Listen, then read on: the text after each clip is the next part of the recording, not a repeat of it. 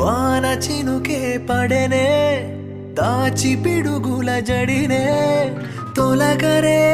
ప్రళయమై కవలించినది అరరే వేడుకుంటున్న వినవా వ్యధనే